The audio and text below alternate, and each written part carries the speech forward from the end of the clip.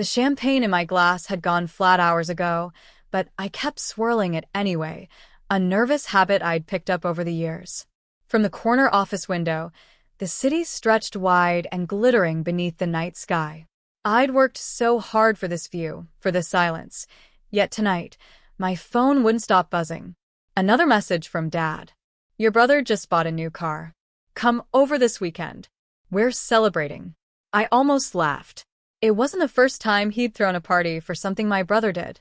It was, however, the first time in years that I felt absolutely nothing reading his words. No jealousy, no bitterness. Just distance. I set my phone face down on the desk and exhaled slowly. The irony wasn't lost on me. Years ago, when my brother got his first car, Dad had raised a toast, proud and booming, and then turned to me with that same serious look and said, "You need to be responsible, Olivia. You'll pay the rent." Back then, I'd swallowed my tears, nodding like the good daughter. Tonight, I smiled instead, because now the rent I pay covers more buildings than he could imagine.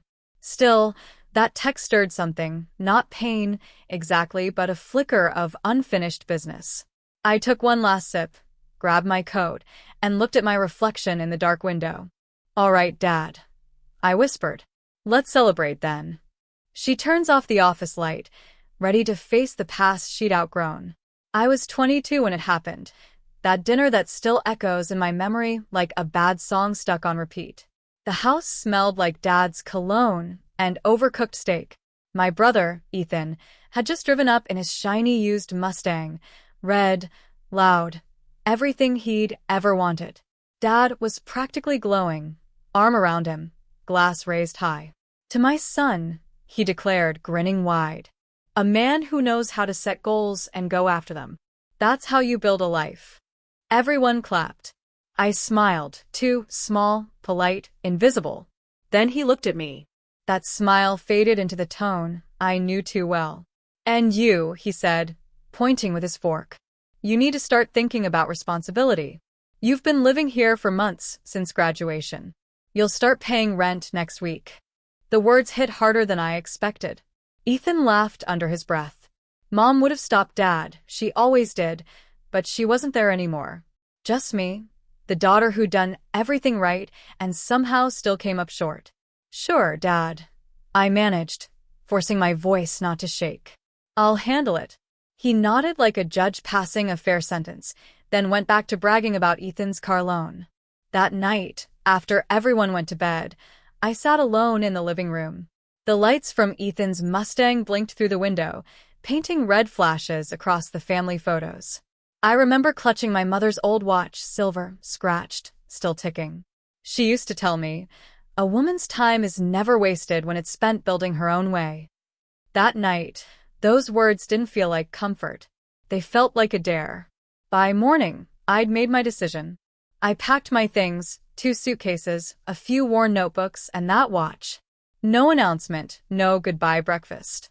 Just a short note on the counter. "I'll pay the rent, Dad, but it won't be for your house." I didn't know where I was going exactly. I just knew I was done being the girl who got lectured while her brother got toasted. The bus out of town smelled like old leather and freedom. I remember watching the sunrise blur through the dirty glass and thinking, maybe this is what starting over feels like, terrifying and perfect all at once. The first apartment I rented was barely bigger than the walk-in closet I have now. A single window, a flickering kitchen light, and walls thin enough to hear the neighbors' arguments word for word. But it was mine. At night, I'd lie awake listening to the hum of the city, clutching my mother's watch under my pillow. The ticking felt like a heartbeat that wasn't ready to quit. I'd promised Dad I'd pay rent, and I did, every month on time with pride. But I knew I was meant for more than just surviving. During the day, I worked as a receptionist at a small marketing firm downtown. Nothing glamorous, answering phones, scheduling meetings, grabbing coffees. But I watched. I listened. I learned. Every campaign presentation, every client call. I took notes in a battered journal, pretending to tidy the conference table while memorizing what made people say yes. That's when I met Margaret Lane, the creative director, a woman who carried quiet authority like perfume. She saw me scribbling ideas one afternoon and asked, "You actually enjoy this stuff, don't you?" I froze, embarrassed. "I just like figuring out what makes people care," I said. She smiled. "That's marketing, Olivia. The rest is just polish." Margaret became my first real mentor. She'd pull me into meetings, toss me mock projects, let me shadow her through client pitches. I started freelancing on the side, small gigs, local boutiques, restaurant flyers. Half my nights were spent hunched over a secondhand laptop, fueled by instant noodles and caffeine. Some nights, I doubt everything, my choices, my courage. But each time, I glance at Mom's watch on my desk and hear her voice, "Build your own way." Slowly, my side jobs turned into something more. A local designer hired me to run their social media, then a real estate firm, then a startup. 1 year later, I made my first $10,000 month. I celebrated with takeout pizza and a new office chair that didn't squeak. I didn't post about it. Didn't tell Dad or Ethan. The last thing I wanted was another lecture about being too ambitious. Online, I kept things simple, a few casual updates, a smile here, a coffee photo there. But behind those quiet posts, I was building an empire, brick by digital brick. By 27, I'd launched my own agency, Reed & Company. Digital. My first client list fit on a single page. Now, it takes an entire binder. There were nights I cried in exhaustion, mornings I felt like giving up. But I never did, because I remembered that dinner table. I remembered how it felt to be invisible, to be told my worth came in bills while my brothers came in cheers. So, I built something that didn't need applause. Just proof. Now, every contract signed, every invoice paid, every deal closed felt like another quiet toast to myself. And though no one knew it, I was finally ready for the day they'd all find out. It happened on a Friday, the kind of day when life folds back in on itself. I was in my office, overlooking downtown Chicago, when my assistant buzzed in. "Ms. Reed, there's a Mr. Reed and his son here to see you." They said, "Your family?" For a moment, I froze. I hadn't heard those words together, Mr. Reed and his son, in years. My heart kicked once, sharp and familiar. "Send them in," I said, steady but curious. The door opened, and there they were, Dad, grayer now but still wearing that posture of authority, and Ethan, clean-cut and nervous. His confidence had softened. His eyes flicked around the office like he was trying to make sense of it all. "Olivia," Dad said finally, clearing his throat. "Wow. "You've done well." I smiled. "I've managed." They sat on the edge of the leather couch like guests who didn't know the rules. My office wasn't overly showy, just clean lines, soft lighting, art I actually loved, but everything about it said independent, capable, untouchable. Dad looked around, nodding slowly. "So, this is where you work?" I leaned back in my chair. "Actually, this is where I lead. Reed & Company. Digital, my agency." Ethan's eyebrows lifted. "Wait, you own this?" "Every inch," I said quietly. "And the building." For a moment, no one spoke. The silence stretched until Dad finally chuckled, awkwardly, the way men do when their pride is bleeding. "Well, I'll be damned. My daughter, a CEO." I folded my hands together, the same way he used to when lecturing me. "You wanted me to be responsible, remember? You said to pay the rent." His smile faded. He knew exactly what I meant. "We didn't come here to fight," Ethan said quickly. He glanced at Dad. "We needed some help. Dad's been having trouble with the mortgage on the house, and I've been between jobs. We thought maybe you could." I raised a hand gently. "Stop." I wasn't angry. I wasn't even surprised. There was a strange peace in the air, a full-circle kind of calm. I stood and walked to the window. The skyline glowed gold, tall and proud. "You know," I said softly, "for years, I thought if I worked hard enough, one day you'd both see me the way you saw him that night, the daughter worth raising a glass for." No one moved. I turned back, meeting Dad's eyes. But I realized something better. I didn't need your toast. I just needed my own table. Dad's shoulders sank a little. He looked smaller than I remembered, human, almost fragile. Olivia, I was just trying to teach you responsibility. I nodded. And you did. You taught me how to survive when no one believed in me. You taught me to never wait for someone else's permission to be proud. Ethan spoke up softly. Liv, I'm sorry. I never meant to make you feel less. I smiled faintly. You didn't make me feel less, Ethan. You just made me want more. I walked over to my desk and picked up a folder, the latest property lease I'd just signed that morning. I laid it in front of Dad. This is the house. I bought it 2 months ago. Your mortgage? It's gone. Dad blinked, confused. You bought our house? Yes, I said quietly. You're living in my name now. I figured it was time I finally paid the rent in full. He didn't say anything, just stared at me, at the folder, at everything he never imagined his daughter could become. I let the silence sit. Sometimes silence says everything. Dad didn't speak for a long time. He just stared at the contract on my desk, as if the paper itself had rewritten history. When he finally looked up, his voice was quieter. You didn't have to do this, Olivia.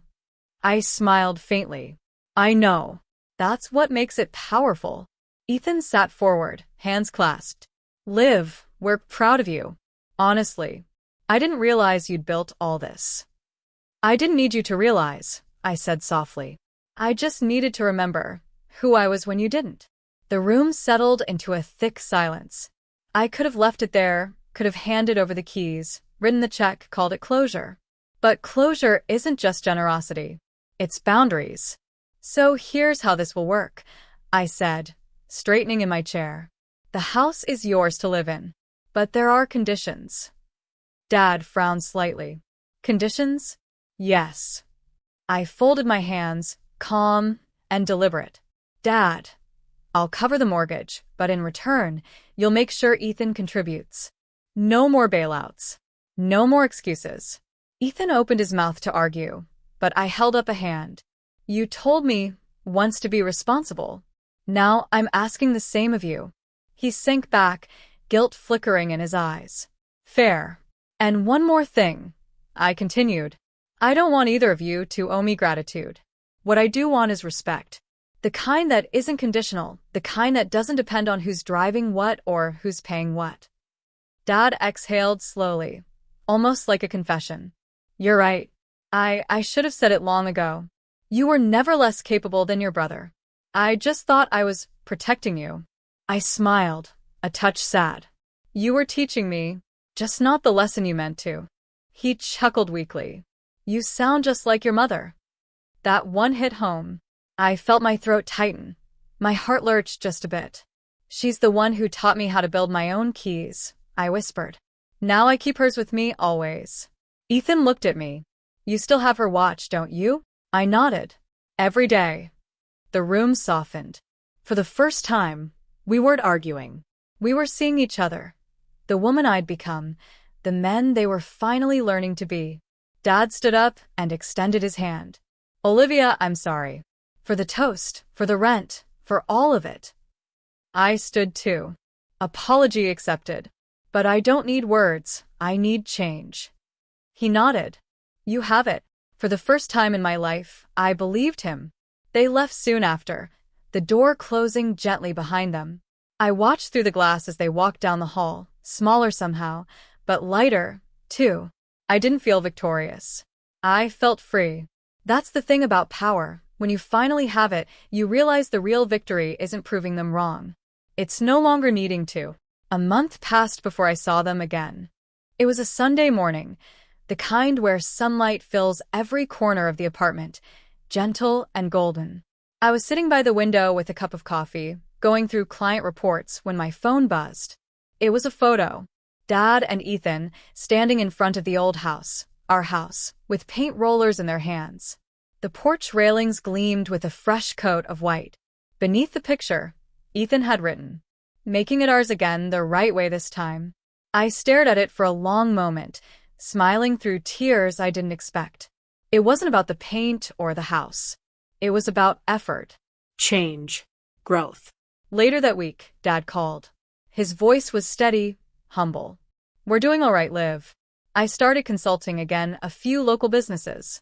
Feels good to work for something. I told him I was proud. And for the first time, I think he believed me. In the evenings, when I'd lock up my office, I often paused at the framed photo on my shelf, my mother, in her favorite blue dress, laughing as the wind caught her hair. Beneath it sat her silver watch, ticking softly, still keeping perfect time. I picked it up, feeling its familiar weight against my palm. That watch had seen every version of me, the daughter desperate to be seen, the girl who left with nothing but grit, and the woman who came back owning everything they once thought she couldn't have. Sometimes, people ask me what success feels like. I never talk about money or offices or cars. It's simpler than that. It feels like walking into a room full of people who once underestimated you, and smiling not because they were wrong, but because you no longer need them to be right. Dad, and I still don't talk about that dinner night. We don't have to. The silence between us now isn't heavy anymore. It's healed. Last weekend, as we stood on that same front porch, Dad raised his glass again. To Olivia, he said softly this time, for paying the rent and everything after. Everyone laughed, even me. But when our eyes met, I saw it there, pride. Real, unconditional pride. As I drove home that night, city lights stretching like threads of gold ahead of me, I touched Mom's watch and whispered, "You were right. Time isn't wasted when it's spent building your own way." And that's when it hit me. I never just paid the rent. I built the foundation.